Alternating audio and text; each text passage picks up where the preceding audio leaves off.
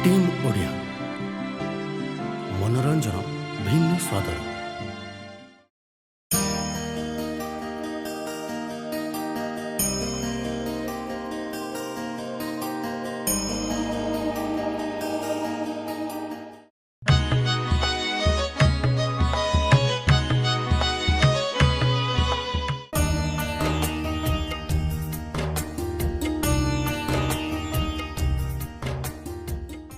ओडिशार गरिमापूर्ण संस्कृति परंपरा और रीतिनीति को नहीं टीम ओडियार एही स्वतंत्र कार्यक्रम 12 मासरे 13 पर्व। सही पर्व मध्यरु अन्यतम अक्षय तृतीया बा अक्षी तृतीया।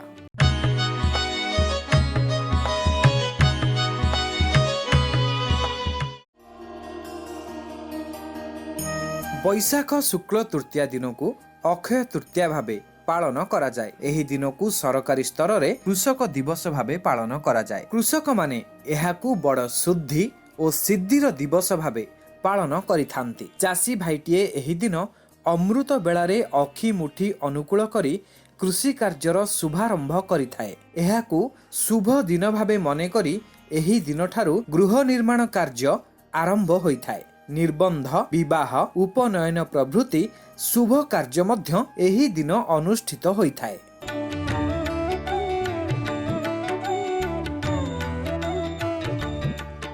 चाषी भाई अक्षी तृतीया दिन हलदी चंदन सिंदूर बोला धान विहन पूर्ण नुआ गौणी को मुंडरे थोई एक नूतन टोकेई रे पिठा आदि सामग्री नहीं हल लंगल धरी खेत को जाए। शंख हुलहुली मध्यरे पूजा संपन्न करी शुभ मनासी थाए। लक्ष्मी ठाकुराणी को भोग दे उक्त नैवेद्य को कियारी रे पोती हल बुलाए और मुठा मुठा बिहन कियारी रे बुणी दिए, जहा को कहा जाए अखी मुठी। सधवा नारी माने ए दिन षठी देवी पूजा करती।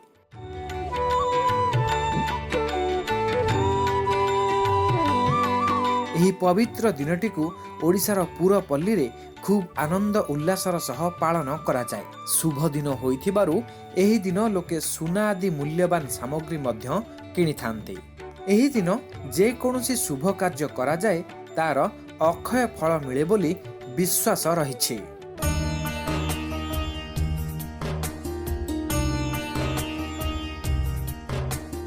बैशाख मास शुक्ल पक्ष तृतीया सहित कृतिका बा रोहिणी नक्षत्र युक्त हेले महाफल प्राप्ति हुए। एही दिन को व्रत रूपे पालन करा जाए। व्रतधारी माने शुद्ध काल रे एही व्रत को आरंभ करी 8 वर्ष रे उद्यापन करंती।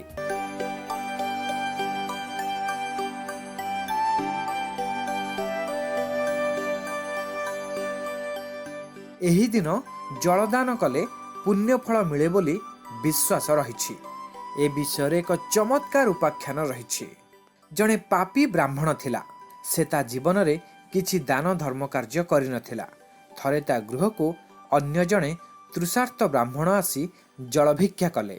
पापी ब्राह्मण तांकु जल न देई निष्ठुर भावे गृहरु विताड़ित कला समय सुशीला नामनी तांकर धर्मपत्नी आसी स्वामी को से कार्यरु निवृत्त कले एवं तृषार्थ को जलदान कले। किछि वर्ष परे पापी ब्राह्मणर मृत्यु हेला। जमदूत माने आसी ताकू बांधी नहीं गले। जमपुर रे थाई थरे से तृषार्थ होई जमदूतंकु जल भिक्षा कला। जमदूत माने ताकू तिरस्कार करी कहिले, निज जीवन रे केबे जलदान न करी जल भिक्षा करूचु कि परि पापी। एही समय स्वयं जम महाराज सेठारे पहुंची स्वहस्तरे से ब्राह्मण को जलदान कले। दूत माने आश्चर्य होई एहार कारण पचारिबारु जमराज कहिले, एही ब्राह्मण सारा जीवन पापकर्म करिथिले सुद्धा अक्षय तृतीया दिन तांकर स्त्री तृषार्थ ब्राह्मण को जल दान करिथिले। धर्मपत्नींकर सही पुण्य बलरु एहार पाप खंडन होइछि। तेणु यांकर नर्क भोग जोग नाही।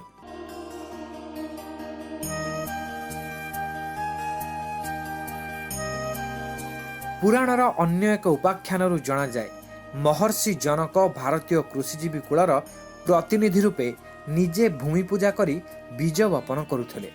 भूमिकर्षण समय से सीता को लाभ करिथिबारु ऋग्वेदरे सीता उत्कृष्ट बीजदात्री रूपे ବର୍ଣ୍ଣିତ ହୋଇଛନ୍ତି। ବୈଦିକ ଋଷିମାନେ ଅକ୍ଷୟ ଶସ୍ୟ ପ୍ରଦାନ କରିବା କାମନାରେ ସୀତାଙ୍କୁ ସ୍ତୁତି କରିଛନ୍ତି। ଆଗ୍ନେୟ ପୁରାଣ, ବିଷ୍ଣୁ ଧର୍ମୋତ୍ତର ପୁରାଣ ଓ ଭବିଷ୍ୟ ପୁରାଣ ଆଦିରେ ଅକ୍ଷୟ ତୃତୀୟକୁ ଗୋଟିଏ ପ୍ରଶସ୍ତ ଶୁଭ ଦିନ ରୂପେ ବର୍ଣ୍ଣନା କରାଯାଉଛି। ଏହି ତିଥିରେ ଶ୍ରୀଜୀଉମାନଙ୍କର ରଥ ନିର୍ମାଣ ପାଇଁ ଅନୁକୂଳ କରାଯାଏ। ବିଧି ଅନୁସାରେ ମହାକାଳୀ ମନ୍ତ୍ରରେ ପୂଜିତ କୁରାଢ଼ୀ ଲଗାଇ ବନଯୋଗ ହୋମର ଆଚାର୍ଯ୍ୟ ତଥା ଦେଉଳ ପୁରୋହିତ ରଥ ନିର୍ମାଣର ଶୁଭାରମ୍ଭ କରିଥାନ୍ତି। ତାଳଧ୍ୱଜ, ଦେବଦଳନ ଓ ନନ୍ଦିଘୋଷ ରଥ ପାଇଁ ଉଦ୍ଦିଷ୍ଟ ଗୋଟିଏ ଧଉରା କାଠଗଣ୍ଡିରେ କୁରାଢ଼ୀ ସ୍ପର୍ଶ କରାଯାଇଥାଏ। ଶ୍ରୀମନ୍ଦିରରେ ମଧ୍ୟାହ୍ନ ଧୂପରେ ଶ୍ରୀଜୀଉଙ୍କ ଆଜ୍ଞାମାଳ ଚନ୍ଦନ ଠାକୁରଙ୍କ ସହ ପଟୁଆରରେ ରଥ ଖଳାକୁ ଆସିଥାଏ। ଏହାକୁ 3 ଜଣ ପୂଜା ପଣ୍ଡା ଆଣିଥାନ୍ତି।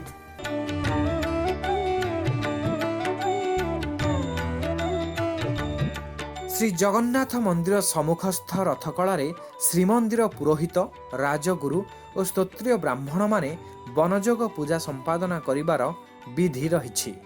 ରୂପକାର, କମାର, ଚିତ୍ରକର, ଭୋଇ, ଅମିନ ସେବକମାନଙ୍କ ଉପସ୍ଥିତିରେ ବିଶ୍ୱକର୍ମାଙ୍କ ଶାଢ଼ୀବନ୍ଧା ନୀତି ପାଳିତ ହୁଏ।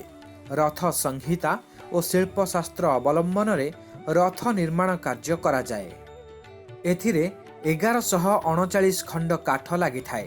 ସେହି କାଠଗୁଡ଼ିକ ହେଲା ଫାଶୀ, ଅସନ, ଧଉରା, ଶିମିଳି, ପାଳଧୁଆ, ମହାନିମ୍ବ, ଗମ୍ଭାରୀ, ମଇ, କଦମ୍ବ, ଦେବଦାରୁ ଇତ୍ୟାଦି।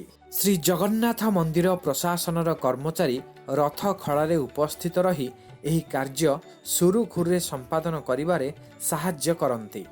ବାହାର ଚନ୍ଦନ ଯାତ୍ରାର ଶେଷ ଦିନ ରଥ ଅଖରେ ଚକ ଲାଗେ। ଏହି ପବିତ୍ର ଦିନଠାରୁ ଶ୍ରୀକ୍ଷେତ୍ରରେ ଚନ୍ଦନ ଯାତ୍ରା ଆରମ୍ଭ ହୁଏ। ଚନ୍ଦନ ଯାତ୍ରା ଶ୍ରୀମନ୍ଦିରରେ ସବୁଠାରୁ ଅଧିକ ଦିନ ଧରି ପାଳିତ ହେଉଥିବା ଏକ ଅନନ୍ୟ ପର୍ବ। ଏହା ଅକ୍ଷୟ ତୃତୀୟା ଠାରୁ ଜ୍ୟେଷ୍ଠ ଶୁକ୍ଳ ଚତୁର୍ଦ୍ଦଶୀ ପର୍ଯ୍ୟନ୍ତ ମୋଟ 42 ଦିନ ଧରି ଅନୁଷ୍ଠିତ ହୋଇଥାଏ। ଏହା ଅକ୍ଷୟ ତୃତୀୟା ଠାରୁ ଜ୍ୟେଷ୍ଠ କୃଷ୍ଣ ଅଷ୍ଟମୀ ପର୍ଯ୍ୟନ୍ତ 21 ଦିନ ନରେନ୍ଦ୍ର ପୁଷ୍କରିଣୀର ବାହାର ଚନ୍ଦନ ଯାତ୍ରା ରୂପେ ଏବଂ ପରବର୍ତ୍ତୀ 21 ଦିନ ପର୍ଯ୍ୟନ୍ତ ଶ୍ରୀମନ୍ଦିରରେ ପାଳିତ ହୋଇଥାଏ।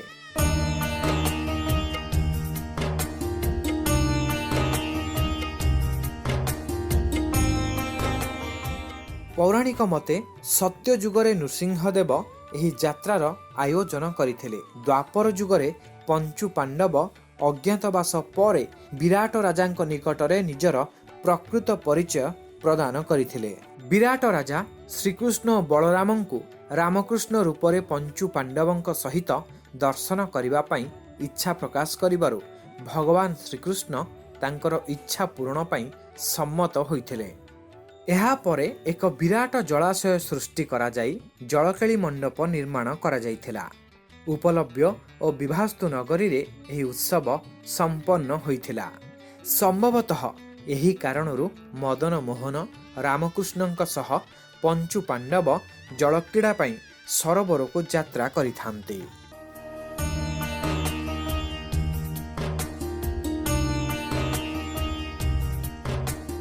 ମହାପ୍ରଭୁ ଶ୍ରୀ ଜଗନ୍ନାଥଙ୍କର ରଥଯାତ୍ରା ପାଇଁ ଉଦ୍ଦିଷ୍ଟ ରଥ ନିର୍ମାଣ କାର୍ଯ୍ୟ ଆରମ୍ଭ।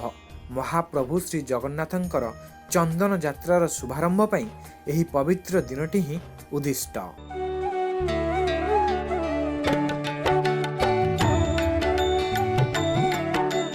ବଳଦେବଜୀଉ ମନ୍ଦିରରେ ମଧ୍ୟ କୃଷିର ଆରାଧ୍ୟ ଦେବ ହଳାୟୁଦ୍ଧ ବଳରାମଙ୍କର ରେବତୀଙ୍କ ସହ ବିବାହୋତ୍ସବ ଅନୁଷ୍ଠିତ ହୋଇଥାଏ।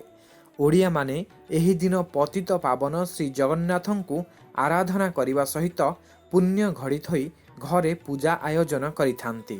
ଅକ୍ଷୟ ତୃତୀୟାର ବିଶେଷତ୍ୱକୁ ନେଇ ଏହା ଥିଲା ଟିମ୍ ଓଡ଼ିଆର ଏକ ବିଶେଷ ଅଧ୍ୟାୟ 12 ମାସରେ 13 ପର୍ବ। ସେହି ଧାରାରେ ପୁଣି ଏକ ପର୍ବ ସହିତ ଆମେ ଆପଣଙ୍କ ନିକଟରେ ପହଞ୍ଚିବୁ। 12 ମାସର 13 ପର୍ବକୁ ନେଇ ଆମର ଓଡ଼ିଆ ସଂସ୍କୃତି ଓ ପରମ୍ପରା ବେଶ ଗୌରବମୟ ଏବଂ ସଂସ୍କୃତି ସମ୍ପନ୍ନ ମଧ୍ୟ।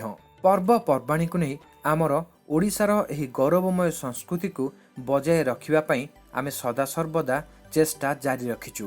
ତେବେ ଅକ୍ଷୟ ତୃତୀୟା ଅବସରରେ କୃଷିର ମହତ୍ତ୍ୱକୁ ବୁଝିବା, କୃଷକଙ୍କୁ ସମ୍ମାନ ଦେବା ଏବଂ ଏହି ନିଆରା ପରମ୍ପରାକୁ ବଞ୍ଚାଇ ରଖିବା ଆମ ସମସ୍ତଙ୍କର ଉତ୍ତରଦାୟିତ୍ୱ ହେବା ଆବଶ୍ୟକ।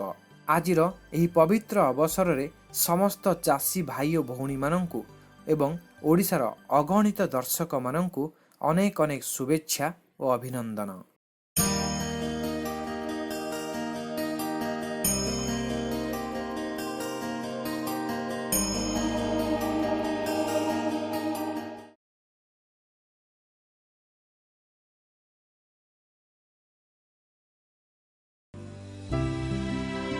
ଟିମ୍ ଓଡ଼ିଆ, ମନୋରଞ୍ଜନ ଭିନ୍ନ ସ୍ୱାଦର।